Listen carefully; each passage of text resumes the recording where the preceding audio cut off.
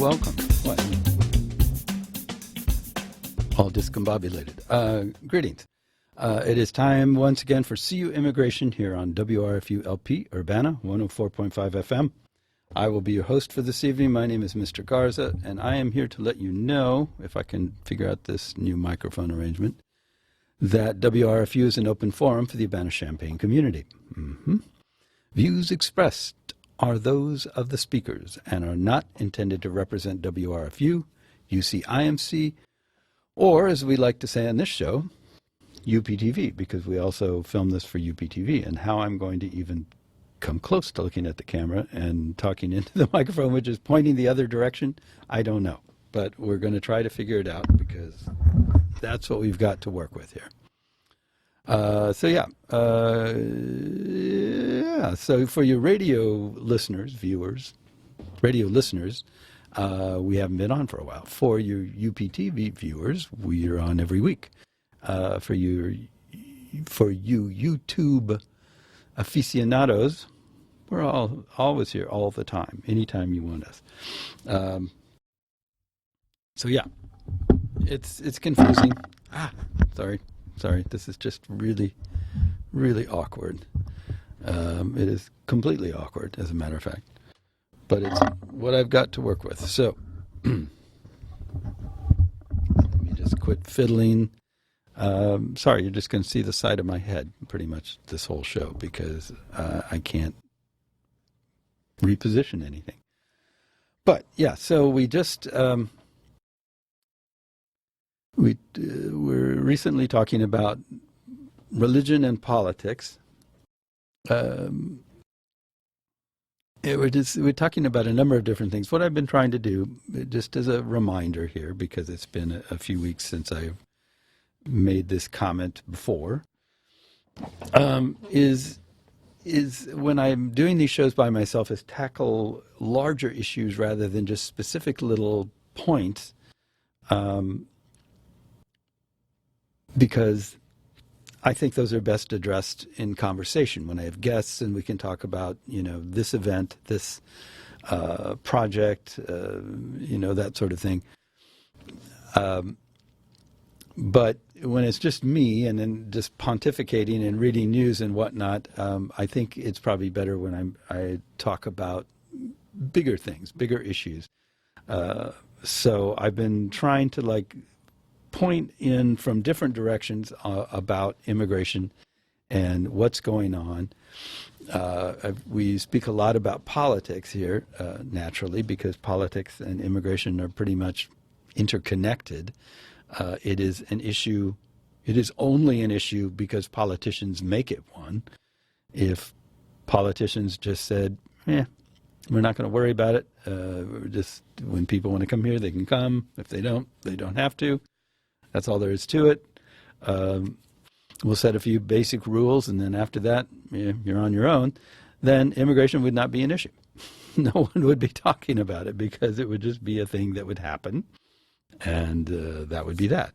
But politicians love to find ways to excite people or get them mad or make them afraid or do whatever.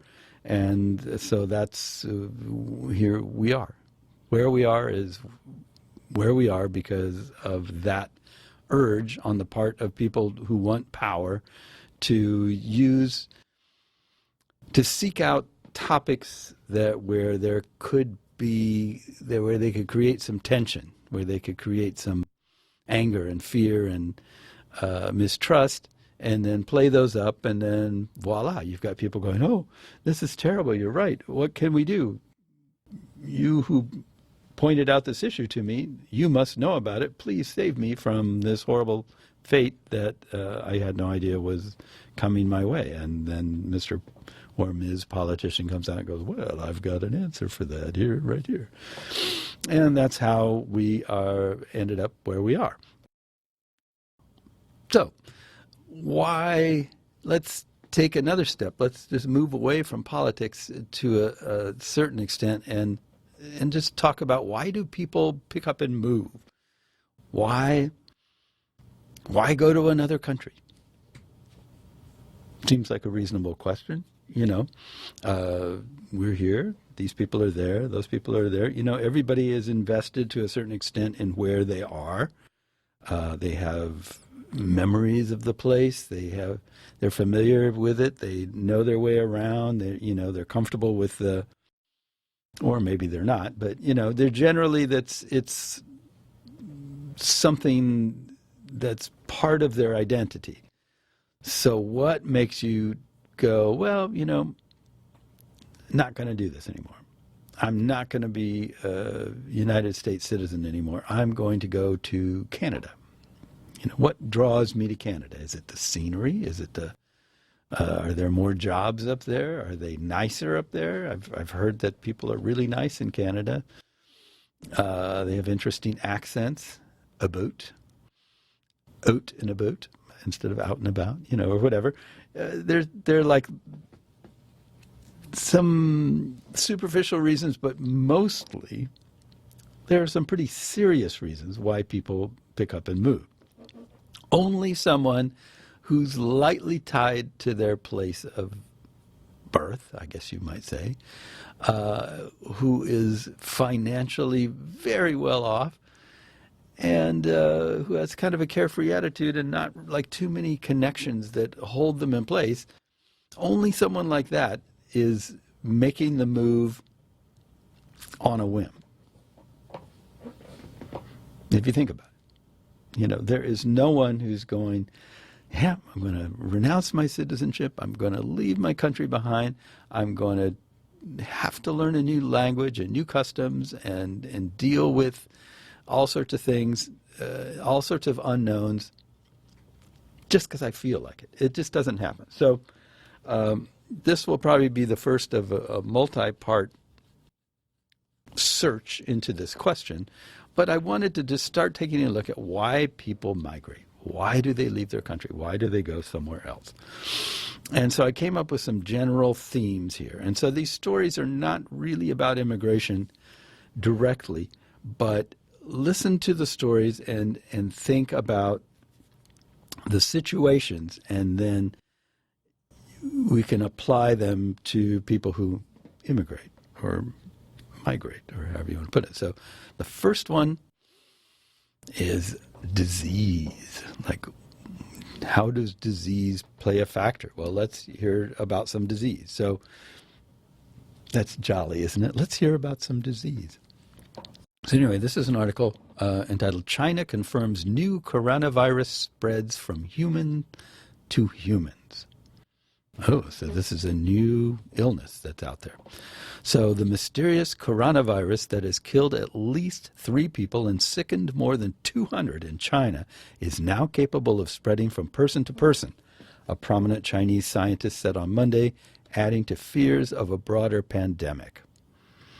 The disclosure increased pressure on the Chinese government to contain a growing public health crisis, just as China enters its busiest travel season of the year.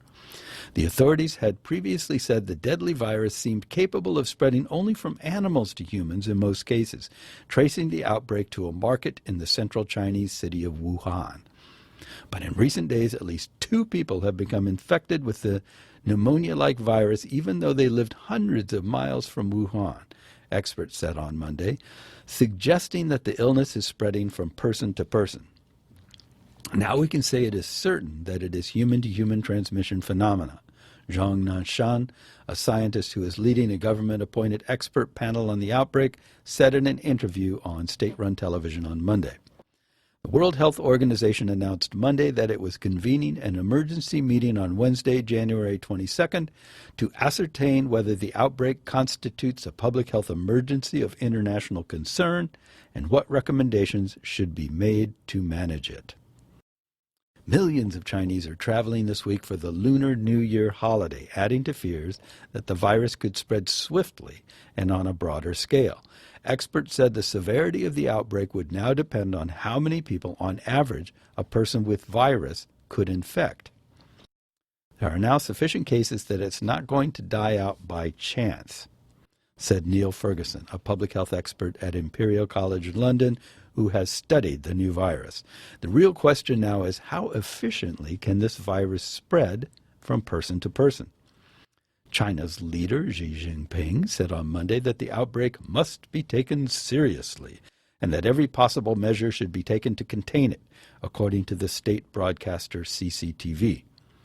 Also on Monday, the authorities reported that new cases that new cases had been detected for the first time in Beijing, in Shanghai, and the southern city of Shenzhen, all hundreds of miles from Wuhan. Cases have also been reported in Japan, South Korea, and Thailand. Here is what we know about the virus, where it has been found, how it is spreading, and what precautions are being taken.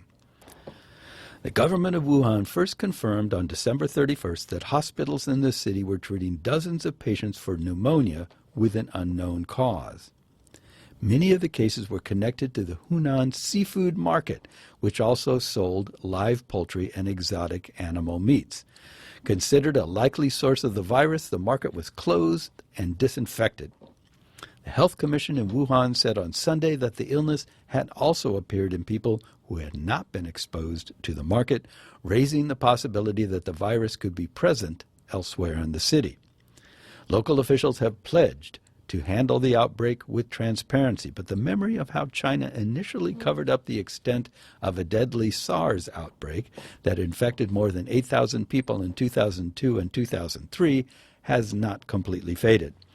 Although flu experts have said the Chinese government is trying to be more transparent now, many in China remain skeptical. Over the weekend, the number of reported cases more than tripled to about 200, mostly in Wuhan. One more person in the city died, bringing the death toll to 3, while 9 others remained critically ill, the city's health commission said. 25 people have recovered. Well, that's good. On Monday, 5 new cases were reported in Beijing, 14 in Guangdong province, and 1 in Shanghai. The first cases reported in China outside Wuhan. The total number of cases climbed to at least 218, state media reported on Monday. The World Health Organization said the spike in reported cases was the result of increased searching and testing for respiratory illnesses. Researchers in China identified the mysterious pneumonia-like illness in early January as a new coronavirus. Experts initially said that it did not appear to be readily spread by humans, but on Monday, Mr. Zhang said that in Guangdong, a southern province, 2 individuals appeared to have been infected by relatives who had traveled to Wuhan. Mr. Zhang said the virus could be present in particles of saliva. He added that in one case, a patient appeared to have infected 14 medical workers. Coronaviruses are named for the spikes that protrude from their membranes, like the sun's corona. Oh, so it's coronavirus, not corona. Okay, sorry. Such viruses cause several illnesses of the respiratory tract. No, I don't have it. It's just dry in here. Ranging from the common cold to severe diseases like SARS. According to the World Health Organization, common signs of infection include fever, cough, and respiratory difficulties like shortness of breath. Serious cases can lead to pneumonia, kidney failure, and even death. Oh. The authorities in Thailand detected the new coronavirus last week in 2 Chinese women who had flown from Wuhan to Bangkok on separate trips. The government said the women, aged 74 and 61, were in good condition. In Japan, a Chinese man who returned from Wuhan on January 6 was also confirmed to have the disease. He was discharged after 5 days in a hospital. South Korea confirmed its first case of the coronavirus on Monday in a 35-year-old Chinese woman from Wuhan who arrived on Sunday at Incheon International Airport, which serves Seoul. The woman was found with a fever, muscle pain, and other symptoms while going through customs and was immediately quarantined for tests, said Jung Yong-kyung, director of the Korea Centers for Disease Control and Prevention. The woman was traveling with 5 other people intending to spend the Lunar New Year holidays in South Korea and Japan. South Korean officials were running tests on anyone believed to have come in contact with the woman in the plane, she said. In Hong Kong, The government initiated a disease response plan after the first cases were reported in Wuhan. Dozens of people were hospitalized after returning to Hong Kong from mainland China, but none were found to have been infected with the new virus. 5 people who traveled from Wuhan to Zhejiang, a coastal Chinese province south of Shanghai, are being treated for fever but have not been diagnosed with the new coronavirus, the health authorities there said.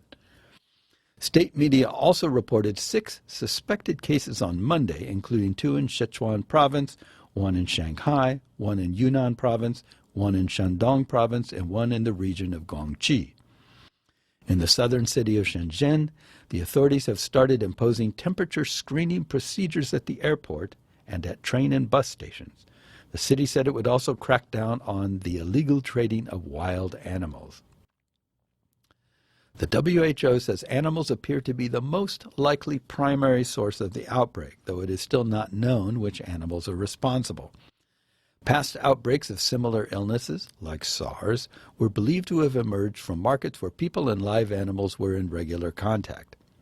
To prevent the spread of respiratory infections, the WHO recommends that people wash their hands regularly, cover their mouths and noses when coughing and sneezing, and avoid direct contact with farm or wild animals. The health authorities in Hong Kong have also advised residents traveling outside the city to not touch live animals, not eat wild animals, and to avoid markets selling fresh meat and live poultry. Okay, so seems like authorities are getting a handle on this, but here you have a new illness. I mean, new in the sense that it's new to us. We're unfamiliar with it. We don't know how communicable it is. We don't know much about it. So these things break out. They spread, as you can see, because people travel. And it could very well be a reason why someone might say, you know what? There's a lot of disease here. I want to go someplace where people don't have these, outbreaks. We had SARS, then now we have this coronavirus. It's just too much. I want to move.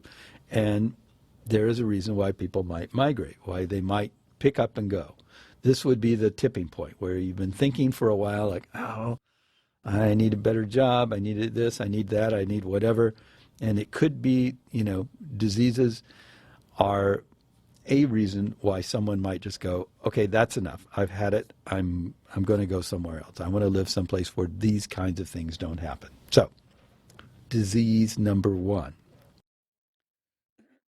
And I don't have it. No, it's just dry in here. So, next disease. We've got diseases all over the place. This article is entitled, New Measles Patient May Have Exposed Others at LAX and at a Brentwood CVS.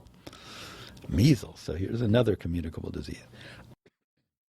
A person visiting Los Angeles County has been diagnosed with measles and may have put other people at risk in the Los Angeles International Airport and a CVS pharmacy in Brentwood last week, health officials warned Sunday. That patient arrived at the Tom Brady International Terminal and spent time at the baggage claims area on January 12th between 1:45 p.m. and 5 p.m., according to the LA County Department of Public Health. The next day, the patient went to the CVS pharmacy at 11941 San Vicente Boulevard in Brentwood between 10 a.m. and 12:30 p.m. On January 18th, that individual returned to the same pharmacy between 8:45 a.m. and 11 a.m., officials said. People who visited those sites during those time periods and have not been vaccinated or don't know their vaccination status may be vulnerable to infection, according to the Department of Public Health. Individuals could develop measles symptoms 1 to 3 weeks after exposure. Wow, I did not know that. 1 to 3 weeks. So you could get exposed today and it'd be almost a month before you'd have any idea. And in the meantime, you could be spreading all sorts of things. Anyway, signs of the highly contagious disease include fever, cough, red and watery eyes, and a rash, said Dr. Muntu Davis, health officer for LA County. People are no longer at risk if they have not displayed any symptoms more than 21 days after being exposed. That's a long time. Those who become sick should stay at home and promptly call a healthcare provider, officials said. Well, easy for some people, not easy for others. About 9 in 10 people who have not received immunization against measles fall ill 7 to 21 days after exposure, experts say. People who don't know yet how they have been infected can spread the disease to others. People who don't yet know they have been infected. Children under 5, adults older than 20, pregnant women, and people with weakened immune systems are especially vulnerable to serious complications that include pneumonia and encephalitis, according to the U.S. Centers for Disease Control and Prevention. More common complications include diarrhea and ear infections that can lead to permanent hearing loss in children, the agency said. The MMR immunization is a very effective measure to protect yourself and to prevent the unintentional spread of this potentially serious infection to others, Davis said in a statement. In 2019, 20 LA County residents contracted measles, in addition to 14 cases among people visiting the region, according to authorities. Most of these cases were not immunized or did not know whether they had ever been immunized, county health officials said in a statement. Those numbers exclude Long Beach and Pasadena, which report their own cases. Okay, so disease. We had 2 stories about diseases. Now, I can see somewhere someone listening, wheel spinning, going, whoa, there's a good argument against immigration because people are bringing diseases all over the place. Well, okay. So, yes, it is possible that immigrants could be bringing diseases, but it is more likely that travelers, not immigrants, not people who are coming here to live, but travelers going to jobs, visiting families, doing whatever people are doing which makes them travel. The Lunar New Year, I want to celebrate in another country, let's go. These people are more likely to be carriers of this sort of thing because their traveling is more dependent on a timetable. It's like, okay, I've got 2 days off. I've got to go, these are my 2 days. I don't feel that well, but hey, I'm going to go anyway, or it's my job. I don't want to get fired. I've got to go. Those kind of people are more likely to spread diseases because they're more likely to travel when ill or when they're not feeling really well or during periods when people aren't supposed to travel. Immigrants, on the other hand, they're making a big decision. It's a long planning process. It's more intentional and it's more arranged around, a plan. So it's less of this like, I just got a call, I've got to go to wherever and do something, and it's more like something planned in advance and worked out. So, yeah, it is possible for immigrants to spread diseases, but it is more probable that it's just regular travelers, business and otherwise, who are the ones doing this stuff. So it's certainly not an argument against immigration that diseases could be spread, but it is a reason for immigration. Diseases in places, particularly countries with not so good medical facilities or access to medical facilities or whatever, those people are very much more likely to say, whoa, Ebola is in my country. I'm getting out of here. I want to go away, So there are a lot of things that push people from place to place, but disease is one of them. So let's bring that up and just lay it out there on the table as this is a reason why people may travel. Okay. Next one's a little more complicated. I describe this to myself as interlocking reasons of climate and economy. So the next story is complicated. There's a bit of colonialism in here. There's a whole bunch of capitalism in here. There's climate problems. There's a number of different things why an area may become a place where people say, I can't live here anymore. I can't work here anymore. I can't survive or whatever. Someone else is in control of the situation to the point where I can't make a livelihood on my own. I'm forced to be an employee, and the person that I would, or the company that I would work for or whatever is not able to pay anymore, so I have to leave because there's no local employment but that they've taken over or whatever. So it's a complicated mixture of things. But I thought I'd read this anyway because I figure you're smart enough to be able to think about it and see where I'm coming from. So this is entitled Canil Bay, Why a Caribbean Paradise Remains in Ruins. 2 years after back-to-back hurricanes struck St. John, the famed Canil Bay Resort has not reopened. The storm's lingering aftermath laid bare the eco-resort's long-festering problems. Canil Bay, established by a member of the Rockefeller family, was one of the first eco-resorts in the United States. Browned palm leaves fan over the white sand beaches of Canil Bay Resort. Peeling paint buckles on the exterior walls of roofless cabins. Inside, white curtains, still knotted, drape like ripped cobwebs from windows, and mold-matted mattresses sag without their frames. A black door swings wide. Long considered the crown jewel of St. John, a small emerald island found among the U.S. Virgin Islands and cut with curved bays and set against the turquoise waters of the Caribbean, the 170 secluded acres of Canil Bay once drew presidents, movie stars, and literary icons, from John Steinbeck and Lady Bird Johnson to Meryl Streep and Mitch McConnell. Ooh, I wish he'd stayed there. More than 15,000 people annually visited the property nestled within the Virgin Islands National Park and home to a handful of endangered species.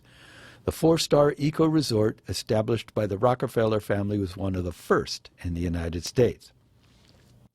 It was a first-class experience without the pretentiousness of the rest of the world, said Bob Rice, a guest from Needham, Massachusetts, who stayed at the property with his family 8 times.